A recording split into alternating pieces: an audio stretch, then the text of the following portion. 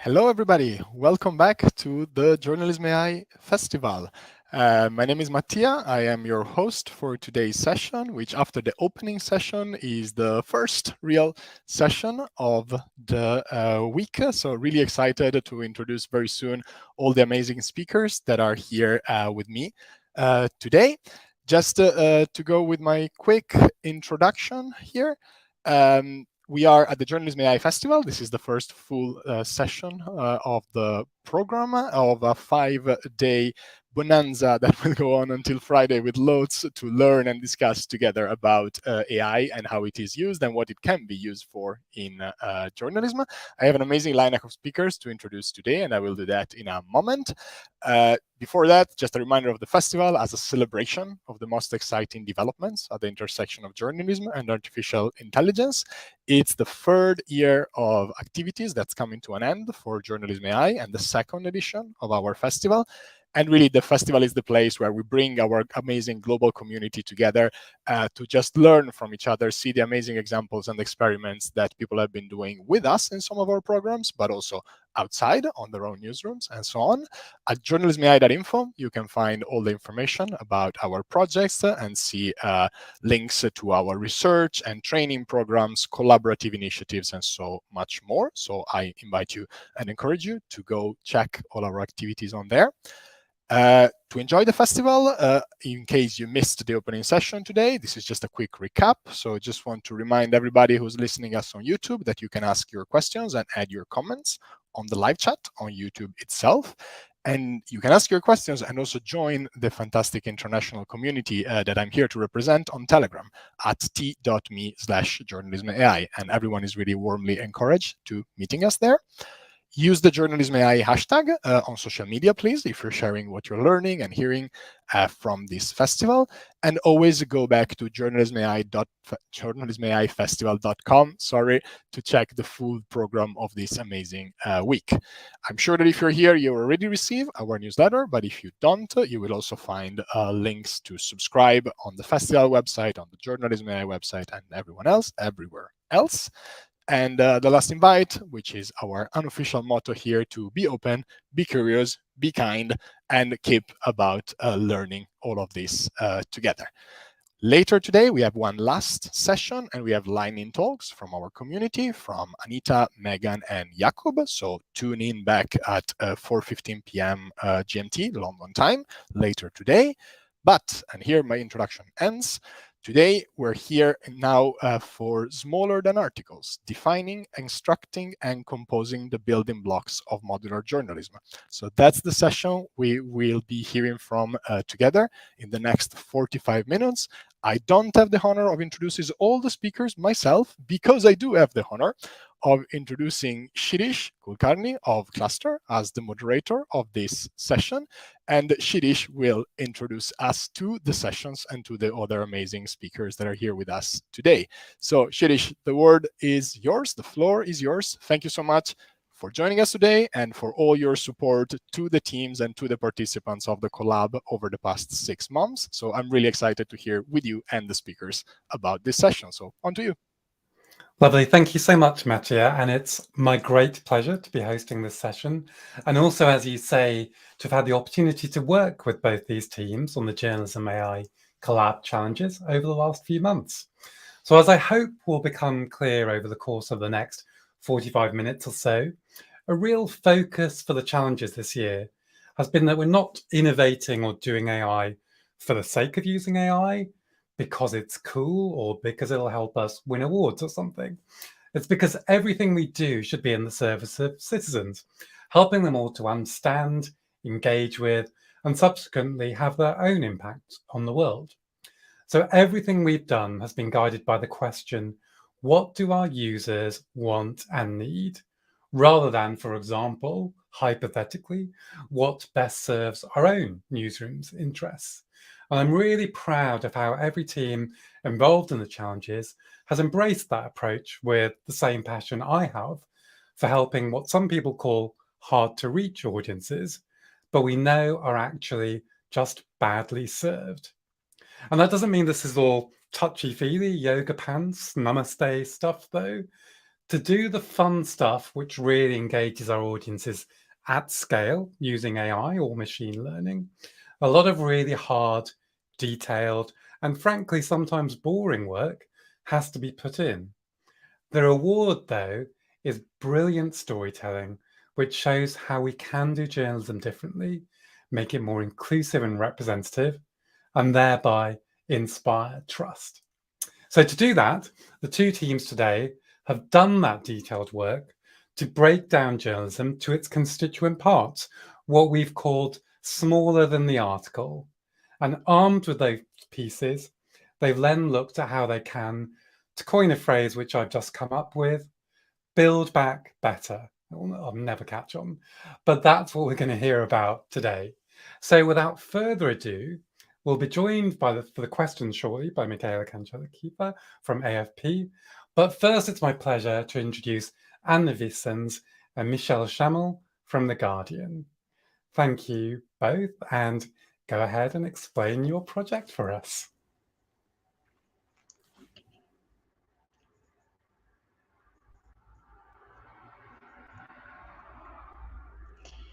Okay, great. So for the last 6 months, our team has been working on modular journalism. So we defined modules as fragments of a story that live independently, can be repurposed, or even to be replaced by another fragment. Based on this definition, quotes are strongly qualified as modules. So this is our team. The Guardian joined forces with AFP to work on a machine learning solution to accurately extract quotes from news articles and match them with the right source. So there are a number of different use cases for this type of module, from creating new content to tracking shifting opinions on the same subject over time. Fact-checking and investigation teams might also benefit from this tool. Another interesting use case is revealing hidden insights about the diversity of our content. Who are our sources? How diverse are they? How often do we quote the same people? Do we give the same exposure to different gender and ethnic groups? But first of all, we needed a clear definition of a quote. So we decided to use the Wikipedia definition as our starting point. A quotation is a repetition of a sentence, phrase, or passage from speech or text that someone has said or written. So in written text, quotations are signaled by quotation marks. So following this definition, we made a design decision to clearly separate paraphrases and quotes and focus our efforts on identifying text in quotation marks only, but at the same time to teach our model to distinguish between quotes and random words in quotation marks. So before rolling up our sleeves, we needed to create a very clear and concise guide for annotating our data. To minimize noise and uncertainty in the training dataset, we had to make sure that multiple annotators would understand the task in the same way. So on this slide, you can see a list of different quotation styles, it's a lot, and different constructs. So the main challenge in building the training dataset was navigating the ambiguity of different journalistic styles. So now Michel is going to talk about the model itself. Together with our AFP colleagues, we manually annotated more than 800 news articles with 3 entities: content, which you see here in yellow, which is the text in quotation mark; source in pink, which might be a person or an organization; and cue in blue, which is the speaking verb or a construct such as according to. On this slide, you can see actually a real example of an article which has been annotated using the tool called Prodigy. We customized Prodigy, the interface, to suit our use case, enabling keyboard shortcuts for fast annotation, allowing an annotator to flag difficult examples, as well as providing feedback if needed. And these annotations were then used to train the named entity recognition model, and we show some examples on the next slide. The model we trained managed to identify correctly all 3 entities in 89% of the cases. We use precision here as a metric, which measures the percentage of correctly identified entities. The content identity shows the highest precision with 93%, followed by Q, 86, and source, 84. We use the strictest way of measuring these performances for an identity correction, namely that the entity span needs to be exactly the same than with the annotation, both start to end and label. So that said, we actually found quite a lot of cases where the model was getting it wrong, but still managed to partly annotate the entity. So the difference between all those three entities is not surprising. The content entity has a very strong signal coming from quotation marks. The difficulty is to distinguish between real quotes and the quoted text for stylistic reasons. So what are our next steps? And there we go. These are the milestones we had for this project. We managed to complete the first two parts, annotation and modeling, that I just talked about. But moving forward, we want to build a robust co-reference resolution system, which is the process of identifying sources that are only mentioned by pronoun, and also a process to identify the relationship between content and source. Another challenge would be to identify meaningful quotes. We don't want to save every last quote because some are not worth keeping, and building a classifier for that will be useful. And then lastly, we want to build a searchable database for quotes. And the next slide shows a prototype of such a search tool. So this is a search tool our colleagues Arnaud Pichon and Jackie Fong at AFP have built, called Quote Machine.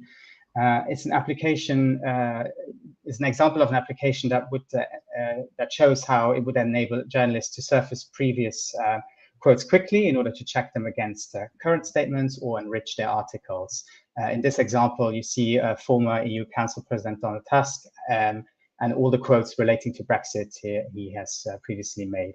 So this is a very efficient way of surfacing content that would normally be very difficult to do via full text search and doing various filtering operations.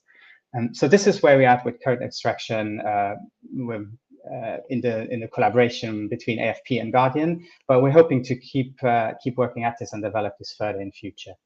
Thank you. Great. Thank you both so much for that brilliant overview. And just a reminder to everyone that we'll be coming back for questions in a bit. So do feel free to drop any thoughts in the chat or send them via Telegram, and we'll get to as many of those as possible later on in the session. But Anna and Michel have really embodied there the really detailed hard work that needs to be done to actually get to those storytelling awards. So thank you very much for that. So next, in a moment, we'll be joined by Ruth Kühn from Deutsche Welle in Germany, and initially PierPaolo Bozzano from Il Sole 24 Ore in Italy, to talk about their project on creating an algebra from modular journalism and the flexible storytelling it enables. Now, of course, I don't have favorites, but this project really aligns with my own storytelling research. So I've also been very lucky to have had the pleasure and the opportunity to work very directly with this team, which has been absolutely brilliant. So to explain, first of all, exactly what we've been working on, over to you, PierPaolo. Thank you, Shirish. An algebra for modular journalism is a project by Cluster, Deutsche Welle, Il Sole 24 Ore, and Marat Foundation. The project moves from a fairly simple assumption that we're only reaching a small portion of our audience and that our approach to storytelling may have something to do with it. User research across our group of diverse newsrooms shows that quite often what we consider priorities or absolute must-haves as journalists is in fact less important from a user perspective. Explainers, backgrounders are for some readers more important than timely news updates, and lowly context is seen as more relevant than main events. Among other things, this translates in a very low engagement for long-form articles, la crème de la crème of journalism as we know it. Very few, in fact, read the whole thing. Most don't go past the title, summary, and a quick scan. So is it still news if nobody reads it? The next step was to ask ourselves whether the audience was incorrigible or whether our message was to an extent flawed. Did these long-form articles answer the questions our readers were asking, especially readers from ill-served audiences? We analyzed our stories, dissected them, and highlighted purpose and significance of bits of journalistic text. In particular, we tried to identify functional parts, where functional means specifically useful to the readers. We realized that while we could in most cases identify these functional parts in our stories, they were often bogged down with dysfunctional bits and drowned in the zigzagging motion of the inverted pyramid piece. To our surprise, isolating the functional parts from the rest was resulting in an improved news artifact. Modular or structured or functional stories were indeed not just viable, but compelling. Ideally, this task of identifying and promoting the parts of a story that are more relevant to the reader should be performed by an AI. We envisioned a scenario in which a long-form article could be served in different variants in a highly personalized way to the readers, each with their particular preferences and specificity. In fact, we tried to do it manually and realized that it was possible, but really hard to do without a better understanding of the structure of the journalistic text. Our next step was in general linguistics. We used Van Dijk's news theory schemas and rhetorical structure theory to define what news modules were and deal with their dependencies. We decided to build a testing ground for modular first content, articles that were specifically engineered to be highly functional and ultimately machine readable. These stories can actually be composed and recomposed in different ways by selecting and reordering some news modules, as shown in our prototype. We should be clear that for our proof of concept, at least, we aren't using AI or machine learning. However, the detailed linguistic and definitional work we've done is fundamental and necessary step to enable this kind of storytelling to be scaled using AI in the future. We have established that news modules that have a higher priority in the text if they respond to user needs that are relevant for certain user personas. And so in this sense, user needs are truly at the center of our modular journalism approach. An article is described by its relation to user needs, modules, and user persona, which are our main entities. Assigning a value to user needs affects then how stories are recomposed. The story structure reflects different layers of complexity within articles. In some cases, a series of all-purpose blocks is enough. In others, a more precise system of modules is required. We have identified 8 building blocks that should suffice for most news artifacts, no matter how complex. So we have 20 core user needs assembled in 6 story types in our prototype, and 7 core modules based on Van Dijk's news schema. These are the lead, the main event and consequences, which compose episodes, the background, which is made up of history and context, and the comments, which are verbal reaction or quotes, and the reality check. Our prototype that includes documentation and information about the project is at modularjournalism.com. In the backend, the forms used to compose these articles are not traditional title, summary, and body, but they're object-oriented. In the front end, we have demoed variants using a slider to quickly choose between different kinds of articles based on different selectors and configuration of our set of core modules. And this is it.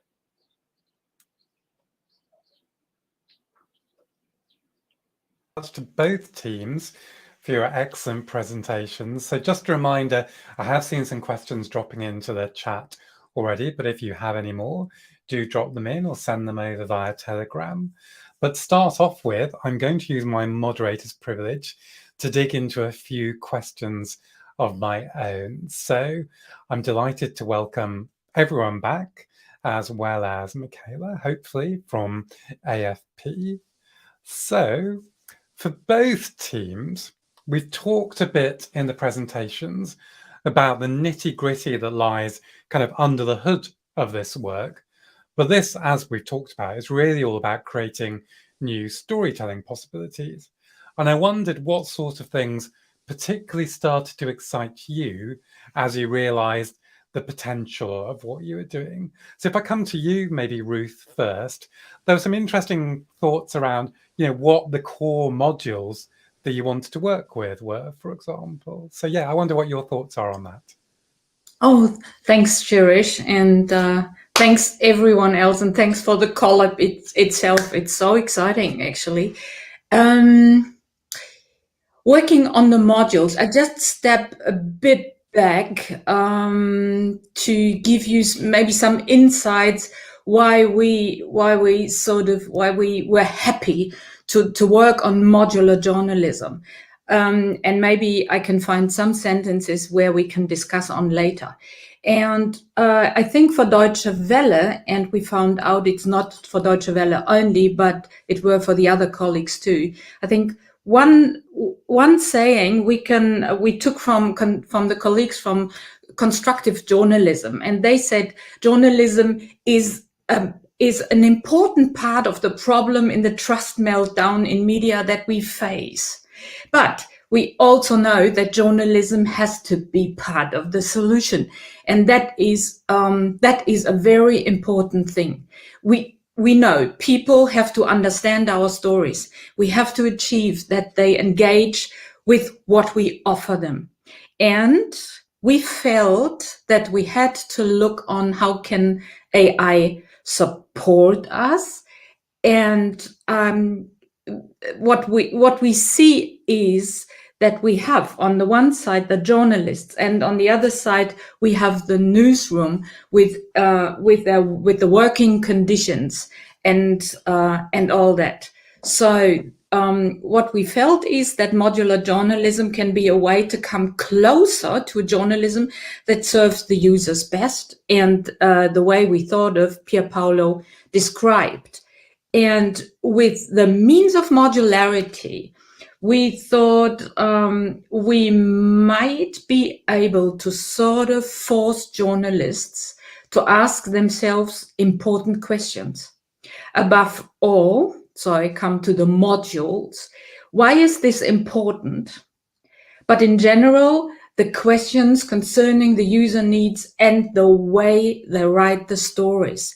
And seen from this point, we have a challenge on the content, I would say. More context, more what has got us here, what is behind the story, what could be a solution, what can we do, and above all, then giving orientation in the very important topics of today. And this is something that can maybe be supported by well-designed systems based on the modularity idea, and heading for more awareness for the journalists. Sure. Well, I might stop now. No, but I think what you've done is how I'm very clearly there, how actually what this has done is forced us to think differently about journalism. This isn't just about a technological solution, it's forcing us to think about journalism differently. I think for Anna as well, working on the quote extraction, this has opened up lots of different storytelling opportunities for you as well, I think. Yeah, I think so. But we obviously focused on a very narrow module, so we just a quote, right? And we tried to understand what a quote means, right? And how we quote different people, etc. But I think that one possibility that I mentioned during our presentation is fact-checking and looking how opinions might change over time.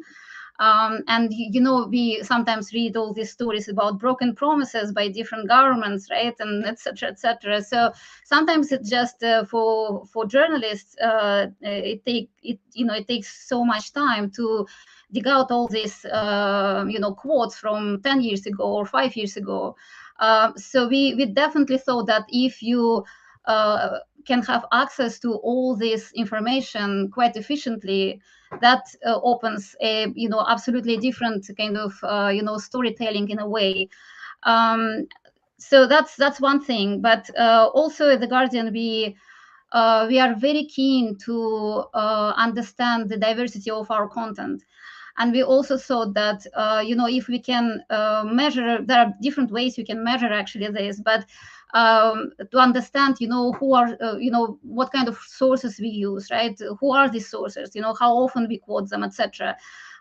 Is also might be very, very super insightful. So that's our take. Sure, 100%. And actually, yeah, it's making possible journalism, which right now is either very, very difficult to do or impossible sometimes. And to me, that what you've described is holding people to account for things they've said in the past. And that's what we're here for, right? Holding people to account. So moving on, I want to talk, well, which we didn't do a lot, about newsroom workflows, because on one side, we've got the storytelling, but we also want this work to make it possible for journalists to do more and better. But I think we can already see from what you described just now that this can't just be business as usual. Journalists will have to do things slightly differently. So I wonder how you see that process and how you see this work helping your newsrooms. So hopefully, Michaëla, if you're there, I wonder if you have any thoughts on that and how this is going to help journalists in your newsrooms.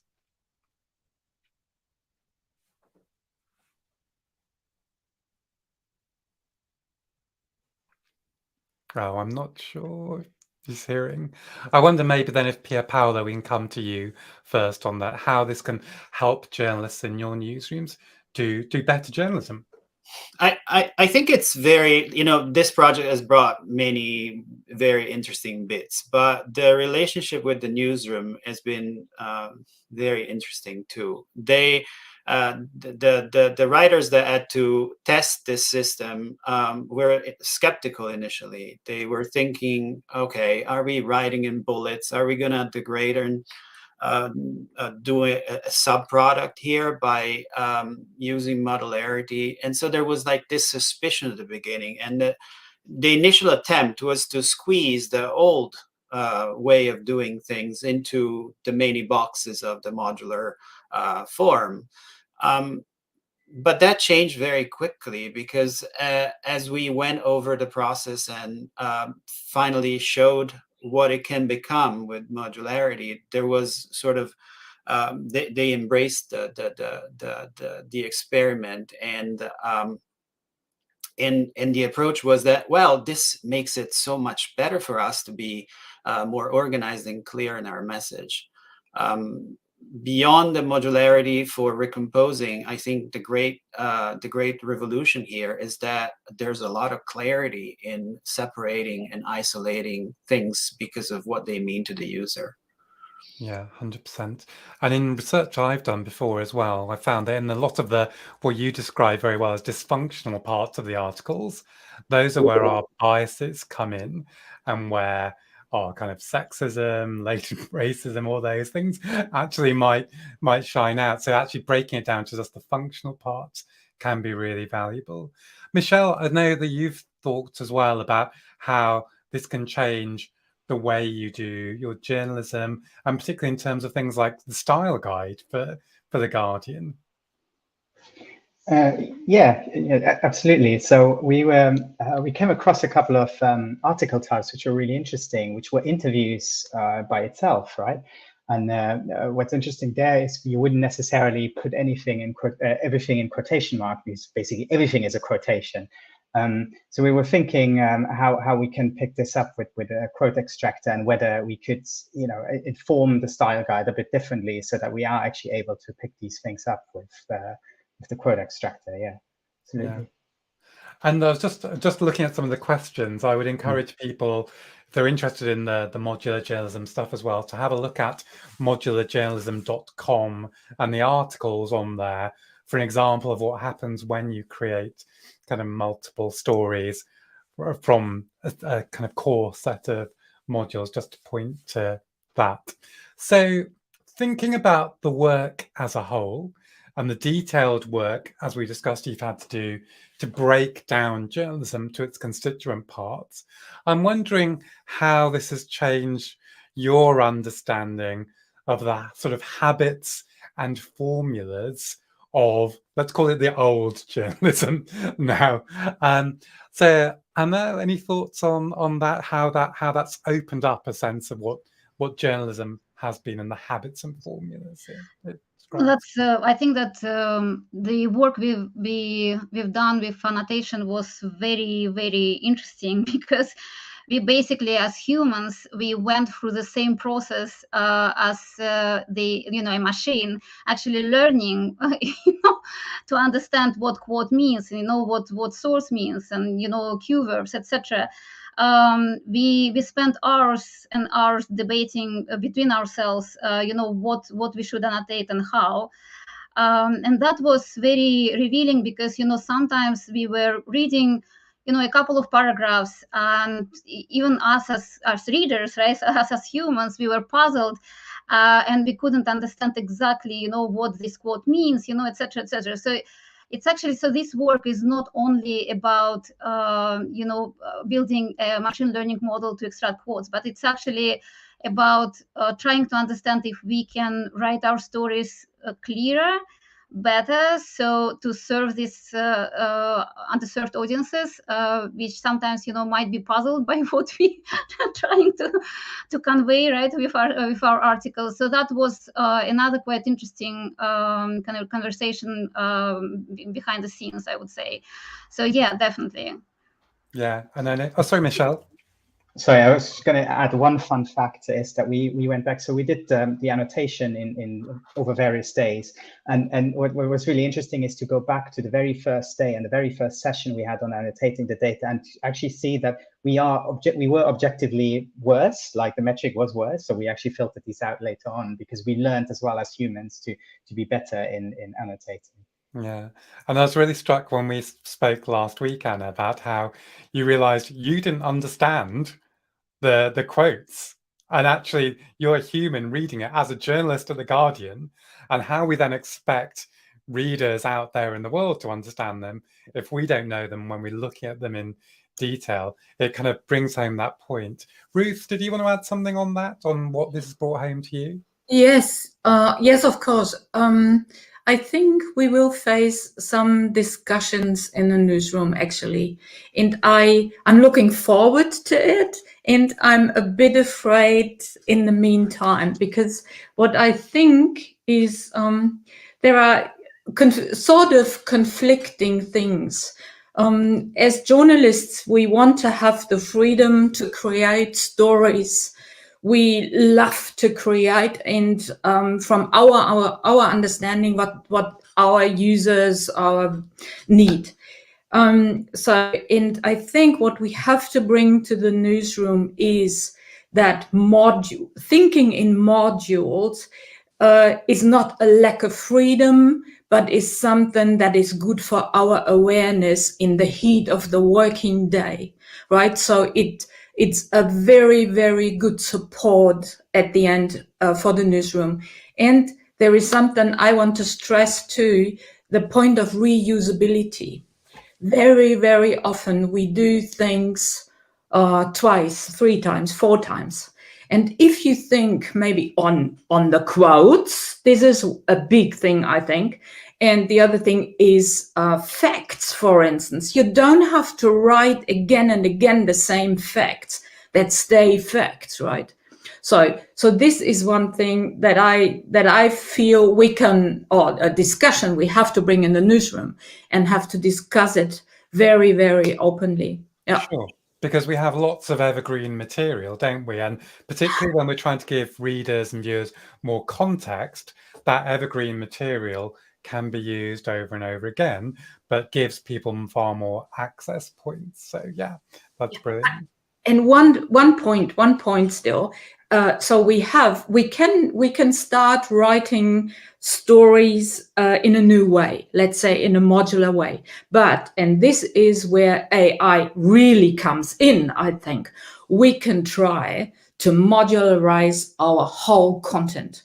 And this, I hope that this could also be a means of getting more diverse, because we can very quick address the right things, right? Yeah, 100%. That is the dream. Well, So I'm going to come to some of the questions from the audience now, and hopefully, Michaëla, you can hear us now, because I know you will have an answer to this. So Ollie from Swedish Radio has asked, great ideas around the quote machine, obviously. Would that be an internal tool for journalists in the newsroom, or possibly an audience-facing service?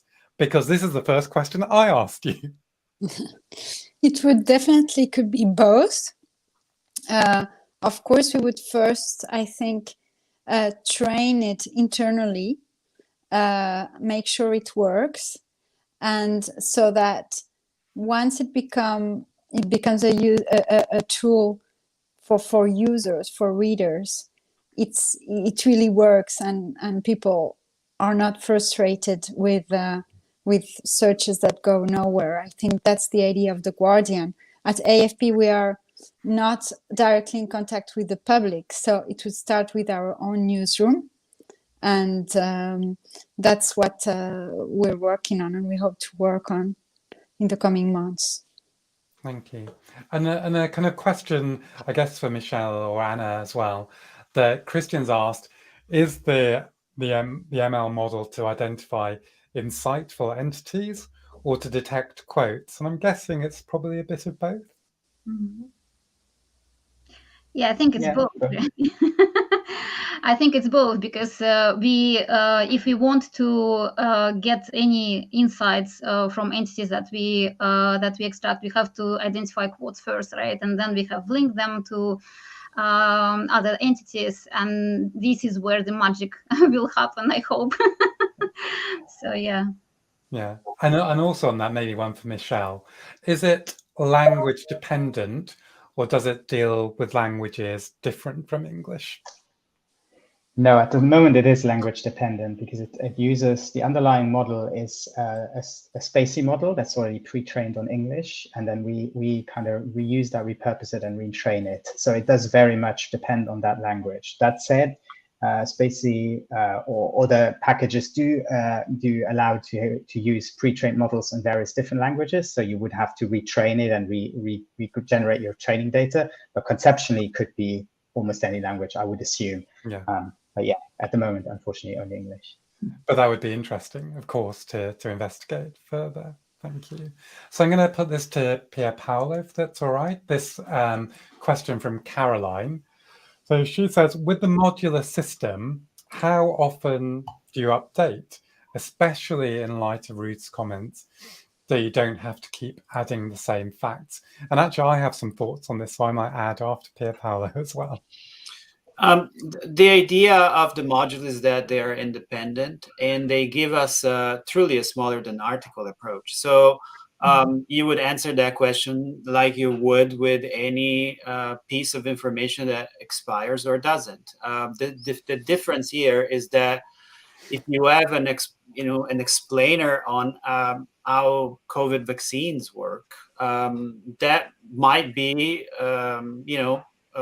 worth keeping and reusing for as long as it's useful. So basically, the extremely rich tagged structure of the article, JSON, format allows you to basically reuse and tag for the duration that you need.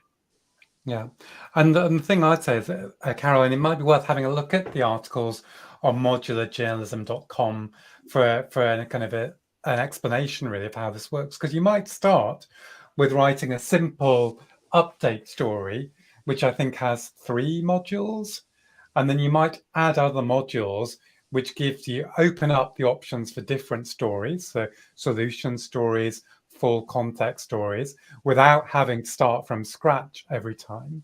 But you might also notice that the headlines are written slightly differently from the headlines you see on kind of most mainstream news sites, because they're designed to have more longevity, because actually users are not always so interested in the constantly changing top line, because they're not watching the news every minute or every 10 minutes like journalists are. So just there are interesting questions around that, I think. Ruth, did you have something to add? Yes, there is another aspect of updates for me, because that is updates of user needs. This is not written in stone, and we have to be aware that we have to have a look on our user needs every day. Not every day, you know what I mean. But we don't have to feel too safe with the system. If we can build systems like this, we still have to go into a discourse with our users and find out what are their needs. Yeah, and that actually probably leads nicely into Max's question. How would a modular approach to reporting impact current content management systems, or would newsrooms need a new type of CMS to handle such an approach to reporting? PierPaolo? I think several newsrooms are already working on CMSs that have some degree of object-oriented approach. We went to an extreme because of the nature of our experimental project, and we went into very specific user needs that might not affect how you make a CMS, but you could. Some bits of this project would be, possibly very useful in imagining how you better organize your content with the perspective of using it for as much as you can in the best way you can for as many different perspective and needs from the users that you can, which I think is a shared interest of most of us. Yeah, and I would say that to Max, that the BBC's new content management system, Optimo, is very much based on a modular architecture, which is looking forward to working in these kinds of ways. I just want to ask a final question to you all, which you may or may not all want to answer. What has this process brought home most forcibly to you about the role of AI in journalism? Maybe if I start with Michaëla. I guess, yeah, now it's on. I really I think there are two steps in AI. The first one is the thinking, and I just love it. It's the part where you actually deconstruct the way you work, the way you do things. What is a quote, for example, and what it tells you about your real life processes and how you can actually learn from that deconstruction and maybe improve the newsroom processes. And then the part about actually physically doing things when you're not an expert like me, when you get to annotate things, which I did with Jackie and Arnaud, my colleagues at AFP, and you actually understand that really AI starts with human beings. Maybe, Michel, you said something around those lines also earlier, but that's the great point about these collaborations, is that you put your hands on and you talk with people who are real experts, and you understand you can actually do it, and it's not that scary, and we are the ones who actually decide what we do with AI. Yeah. And so that's my two takeaways. Yeah, I think that's a brilliant way to end, actually, right? We're just running out of time, because I know I could talk about these projects all afternoon, but unfortunately that is not possible. Maybe another day. However, you can find out more about the brilliant work you've seen showcased here over on the Guardian developers blog, and also, as you've seen, at modularjournalism.com. I just want to end by thanking the teams here today, and also Layal Banam and Nada Saab from Marat in Lebanon, who deserve particular credit, I think, for their astonishing energy and work, even while working in very difficult practical conditions. So I'm very privileged to have got to work with you all this last year. So thank you for joining us today. Thank you for your interest and all the questions, and we hope you'll enjoy the rest of the festival. And with that, back to you, Mattia. Thank you, Shirish. Thank you. I feel lucky enough to appear back on screen with you all after this wonderful conversation. It is indeed a conversation that I would also love to continue for another 45 minutes, but the festival is ruthless. It is a bit like this. We need to go on. The show must go on. We have like 50 more sessions. So thank you so much for kicking us off with this great conversation. And once again, we will be sharing all the relevant links and also the presentations and the slides, if it's okay for everybody, with our community on the Telegram channel and on the newsletter as well. So make sure to follow us there. So once again, Shirish, Ruth, PierPaolo, Michaëla, Michel, and Anna, thank you so much for joining us today. I'm gonna say goodbye to everybody by bringing back our slides. Just to remind you that the next session is coming up soon at 4:15 p.m. GMT, so London time. So stay tuned for another wonderful conversation, and there are going to be lightning talks with insights from the JournalismAI community. That's the session coming up today. It's going to be the last one for today. Today it's 3 sessions. Tomorrow it's going to be even more intense with 4 sessions running the full day. So thanks again for sticking with us, and follow this first of the 5 presentations of the work of the teams of our collab challenges this year. So every day you're going to hear about more amazing experiments that they have been running together with us during the year. So that's all from me. Thank you so much for joining us, for sharing all your wonderful questions, and following the live stream on YouTube. And I will see you back online soon. Thank you, everybody.